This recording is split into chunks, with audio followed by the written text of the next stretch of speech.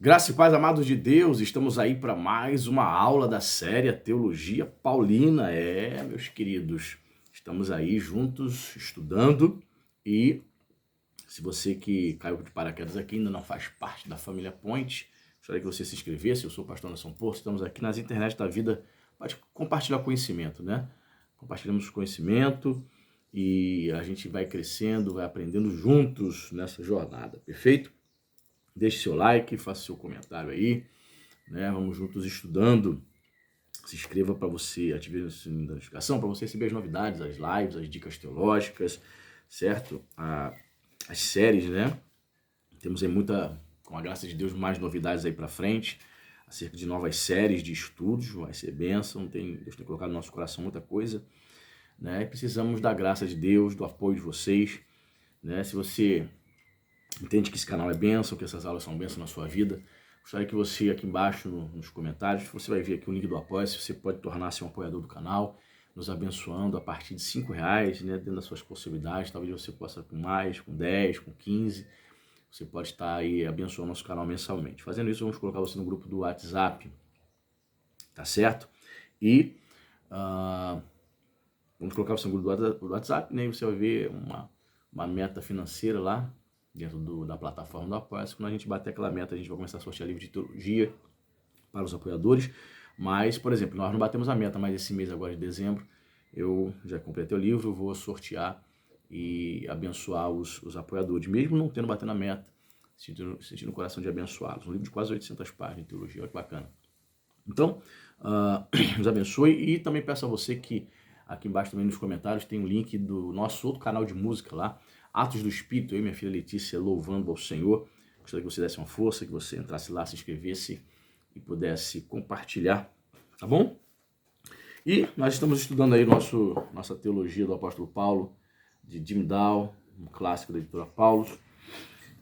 Não é interessante isso? A editora Paulus, que é a editora católica, publicando um autor metodista protestante. Olha que interessante. Pois é, eu estou na página 55, então agora, a partir do capítulo 2, nós vamos entrar propriamente na teologia paulina, né? Tivemos aí as primeiras aulas apenas num introito, numa introdução, num prólogo. Agora vamos falar, e o tema é Deus e a Humanidade. Você que está acompanhando aí, né, as aulas com o livro do Jim Dow, né, nós vamos falar sobre Deus e a Humanidade, capítulo 2, página 55. Ele diz o seguinte: o estudo sistemático da teologia de Paulo tem de começar com a sua fé em Deus.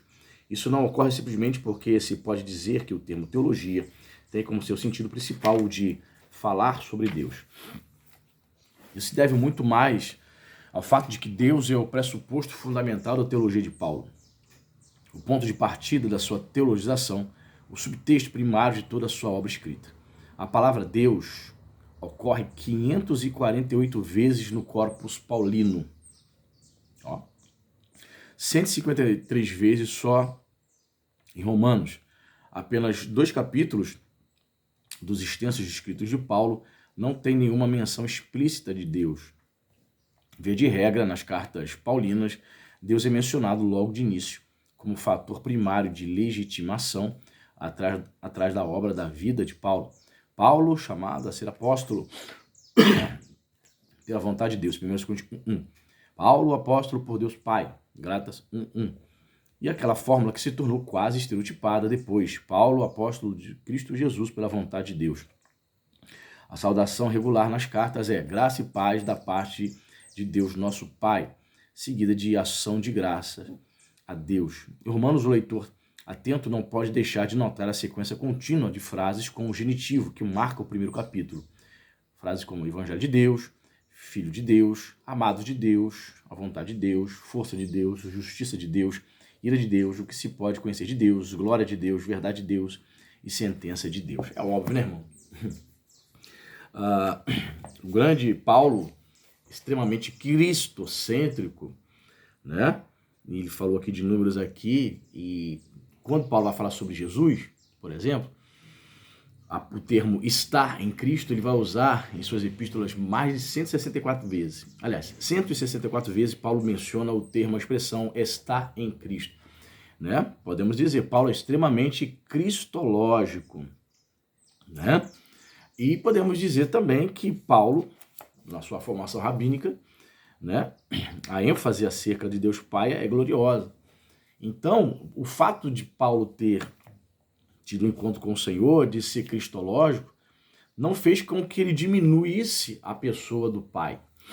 Não fez com que ele ignorasse, né, a figura do Pai nos seus escritos. Pelo contrário, 548 vezes ele vai citar, né, o nome Deus. Aliás, uma dica para você que quer estudar sobre o Pai. Essa obra aqui, ó. O Pai, Doutrina de Deus, da editora Ragnos, John Feinberg. Olha só falando sobre Deus.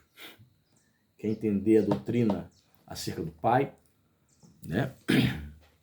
É interessante, porque nós podemos adquirir um entendimento. Normalmente, nós cristãos, a gente se interessa muito por estudar pneumatologia sobre o Espírito Santo ou sobre cristologia, né?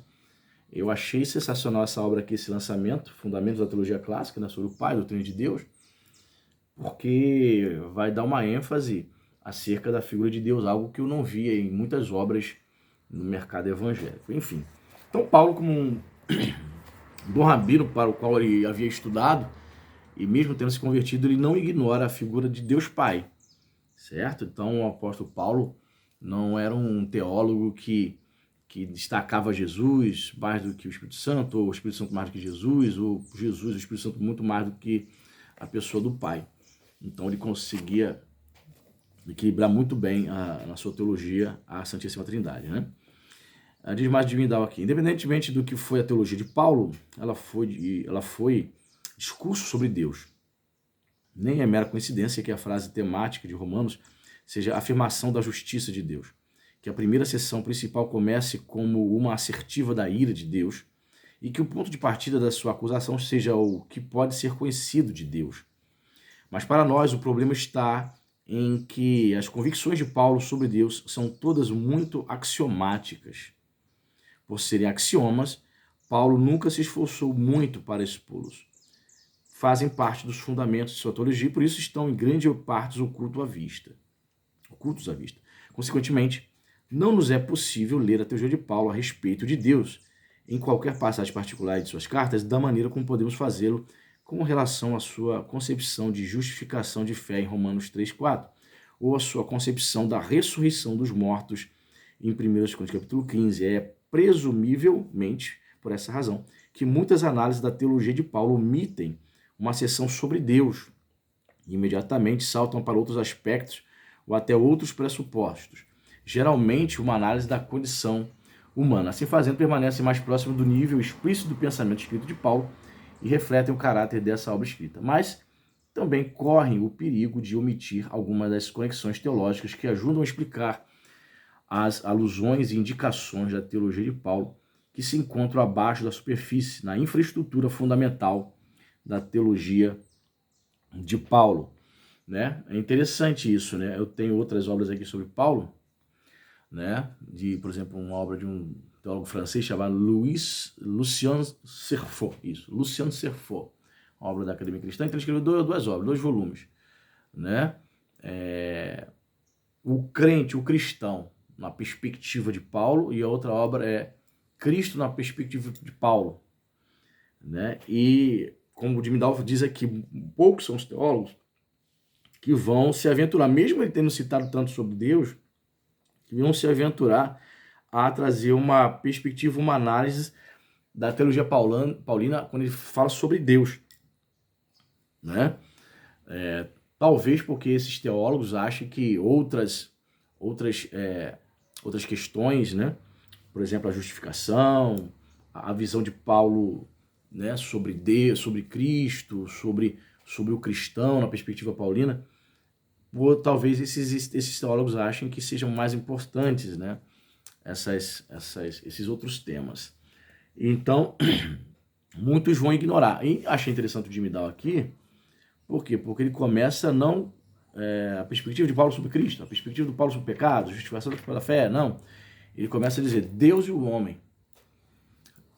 Perspectiva paulina acerca de Deus e a humanidade. Ok?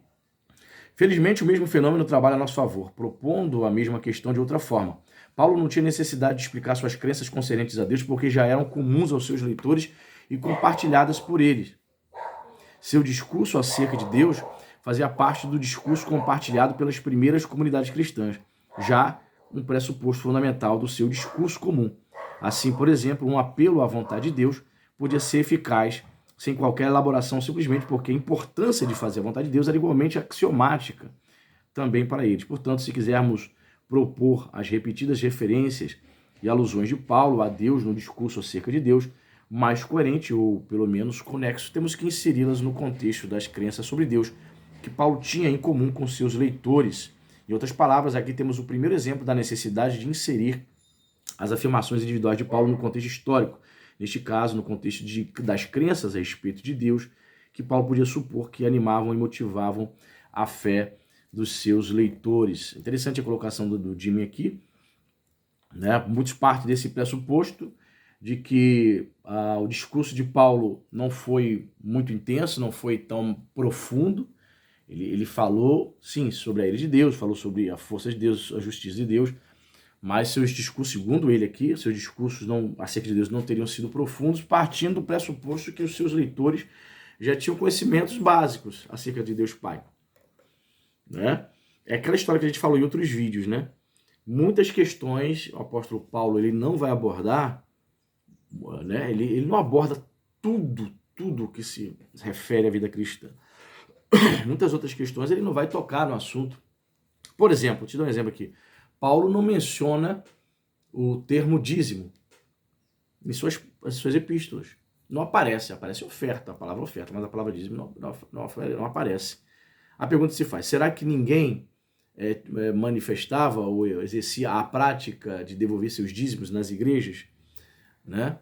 Será que ninguém exercia isso? É possível que houvesse igrejas que praticassem e que não praticassem? Sim, é possível, as duas situações. Mas eu entendo que ele não menciona o termo, ele não diz assim claramente, devolvam os dízimos, porque era algo que as pessoas praticavam de forma voluntária, de forma tranquila, as pessoas já sabiam, então não havia necessidade dele falar algo, era chover no molhado, né?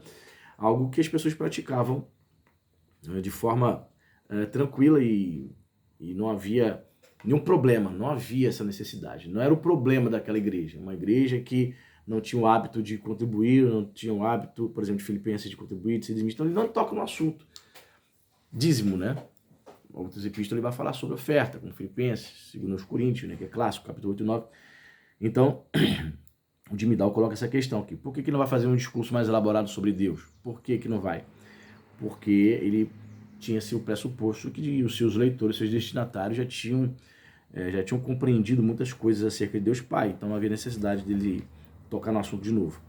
Demais, como logo veremos, essas crenças compartilhadas eram totalmente judaicas. Uma das razões por que Paulo não teve que explicar ou defender sua fé em Deus era que porque ela era a fé fundamental da sua própria tradição, a fé na qual foi instruído desde a juventude e segundo a qual vivera sua vida desde quando tinha memória. Pois é, percebe que Paulo foi perseguido muito mais porque pregava Cristo, não porque havia distorcido a teologia referente a Deus Pai. Não, ele não era acusado por conta disso. Paulo, você está distorcendo a doutrina do nosso Pai, do nosso Deus, de Yahvé, no Antigo Testamento. Não era essa a questão. A questão é que ele estava pregando uma liberdade que havia em Cristo Jesus, que estava rompendo com a lei mosaica, entende? Então, as suas crenças básicas que ele tinha em relação a Deus, os judeus também tinham. Ele não mudou. E só reelaborou, fez uma releitura, né, do que os profetas disseram, do que o Antigo Testamento disseram, apontando para Jesus, certo? Assim, Romanos, sua linguagem continuamente volta ao ritmo das afirmações judaicas tradicionais sobre Deus. Deus que é bendito pelos séculos. Capítulo 1, 25 de Romanos. Deus julgará o mundo. Capítulo 3, verso 5. Deus que faz viver os mortos. Capítulo 4, 17. Deus que perscruta os corações. Capítulo 8, verso 7, e assim por diante. Em outras palavras, a conversão de Paulo não mudou sua fé em Deus e a respeito de Deus. Óbvio. Por isso que, uma das razões porque usamos as escrituras hebraicas. Toda a teologia do Antigo Testamento, né, quando faz discurso acerca de Deus Pai, é o que nós cremos. Nós, como cristãos também cremos. toda a perspectiva apontada, revelada acerca de Deus Pai na antiga aliança, a respeito de Deus, que Deus é todo-poderoso, que é o seu Deus dos exércitos, onisciente, onipotente, é o mesmo corpo de crença de um cristão. Então, Paulo também não muda sua crença, né, a respeito de Deus. O que ele havia aprendido no judaísmo, ele transfere, né, acerca de Deus Pai, né, na teologia hebraica. Então ele transfere para o cristianismo. Deus é poderoso, Deus é glorioso, é o grande El Shaddai, ele não mudou, etc, etc. Essas questões, né? Foi o Deus criador do Gênesis que também o havia iluminado. 2 Coríntios 4:6, ecoando Gênesis 1:3. Foi o Deus que chamara Jeremias que também escolheu a ele. Gálatas 1:15, ressoando Jeremias 1:5. Foi a graça desse Deus que fez dele o que era. 1 Coríntios capítulo 15:10, né? Falando sobre a ressurreição. Em suma, o seu pressuposto fundamental permaneceu intacto. Ao mesmo tempo, o impacto dessa revelação de Cristo dada por Deus não deixou de atingir sua fé fundamental em Deus, claro, sem dúvida. De fato, um dos aspectos mais fascinantes de um estudo da teologia de Paulo é a exploração das maneiras como a fé de Paulo em Cristo influenciou sua teologia de Deus. Mas, por ora, precisamos focalizar somente os aspectos principais do discurso de Paulo a respeito de Deus que herdou dos seus antepassados. Claro, né? Como falei, ele fez como cristão, ele recebe uma nova revelação, uma releitura do Antigo Testamento foi necessário fazer, uma releitura dos profetas, da Torá, agora sobre a ótica, sobre a lupa de Cristo, né? Claro, a sua fé em Deus, ela permaneceu, mas agora sob o impacto dessa revelação. Que revelação? Que Jesus é um mistério revelado à igreja, o seu evangelho, né? Trazido até nós, que a salvação, a redenção está em seu nome, ok? Esse reconhecimento do caráter essencialmente judaico do discurso de Paulo relativamente a Deus não contesta o fato de que a maioria dos membros das comunidades de Paulo eram gentios, pois provavelmente os convertidos gentios de Paulo vinham em grande parte, pelo menos no primeiro movimento, dentre os gentios que parecem ter frequentado, até enchido muitas sinagogas da diáspora naquela época. Lembra? Se você estudar aí o livro de Atos, você vai lembrar que Paulo, quando chegava na cidade, a primeira coisa que ele fazia era pregar nas sinagogas. Por quê? Porque ali haviam tanto os judeus nas sinagogas, quanto os gentios convertidos ao judaísmo. Então, prosélitos, né? Então, quando ele falava acerca de Deus, que Deus enviou, né? Havia enviado seu filho, então as pessoas tinham uma noção básica. Que Deus que ele está falando? É o Deus revelado nas escrituras hebraicas. É esse mesmo Deus, ele não mudou nada. A única revelação, a única mudança, podemos assim dizer, é que agora em Cristo Jesus fomos reconciliados com esse Deus, né? Paulo vai dizer isso, éramos inimigos de Deus, estávamos separados de Deus, por meio de Jesus que nós somos reconciliados. A novidade da mensagem é, vocês não têm Deus de verdade, até mesmo judeus, prosélitos, vocês não têm Deus. Verdadeiramente, para se ter comunhão com esse Deus, é necessário receber a Cristo Jesus. O fato de serem chamados adoradores de Deus, sobomenoi tonteon, termo grego, sugere por si mesmo que a fé judaica em Deus era uma das atrações principais do judaísmo. Como foi observado acima, a suposição de Paulo, segundo a qual seus leitores tinham familiaridade com a Septuaginta, a respeito por ela, pressupõe um conhecimento prévio da Septuaginta, né, que é a versão, né, grega, versão 70, é a versão hebraica da Bíblia hebraica para o grego, né? Pressupõe que o conhecimento prévio da Septuaginta, que só pode ter sido adquirido na sinagoga e nas novas reuniões em nome de Jesus, o Messias. Quanto à pregação aos gentios que não conheciam as tradições judaicas, não deve ser por acaso que Lucas reproduz 2 sermões de Paulo aos gentios, quase inteiramente dedicados à proclamação de Deus e não de Jesus. Olha que interessante. Isso está onde? Atos 14, versículo 15 e 17, e Atos 17, lá no Areópago, né? Versículo 22 e 31. Interessantíssimo isso, né?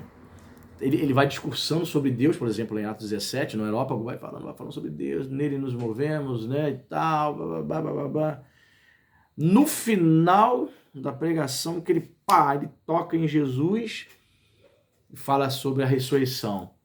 termo grego anastasis. Aí os ouvintes dizem, depois a gente ouve falar sobre isso aí. Possivelmente os gregos ali imaginaram, mais um deus para o panteão, mais um deus que ele está apresentando, a tal de Anastácia, uma deusa, Anastácia. Então, quando ele vai falar em Jesus, eles se retiram, mas todo o esqueleto do sermão ali, basicamente 90% do sermão, foi falando sobre Deus, Deus, Deus, Deus, Deus. Interessante isso, né? E Paulo que vai registrar. Assim fazendo, Lucas simplesmente expressa a lógica de judeu pregando a não-judeu, que é voltar-se para Deus, significava voltar-se para o Deus professado pelos judeus. Olha que estratégia interessante, hein? Olha, eu estou pregando aqui sobre Deus e seu Filho Jesus, mas qual Deus? É o mesmo judaísmo. Então vocês que estão aqui na sinagoga, ouvindo, eu não estou dizendo que existe um outro Deus. Continue crendo nesse mesmo Deus. Aliás, ele falou a respeito do seu Filho Jesus, esse que eu vos anuncio. Então, estratégico, né? Interessante, né? Paulo confirma que ele seguia precisamente essa lógica na sua pregação aos gentios, quando lembra seus convertidos tessalonicenses, abre aspas, como convertestes dos ídolos a Deus, para servires ao Deus vivo e verdadeiro, fecha aspas. 1 Tessalonicenses 1:9. Portanto, se quisermos desnudar a infraestrutura do pensamento de Paulo, ouvir os pressupostos que ligam suas alusões a Deus com um discurso sobre Deus mais completo, precisamos explicitar um pouco seus pressupostos judaicos. Os aspectos mais óbvios a focalizar são o monoteísmo judaico, a fé em Deus como Criador, como soberano e como juiz final, e em Deus como Deus de Israel.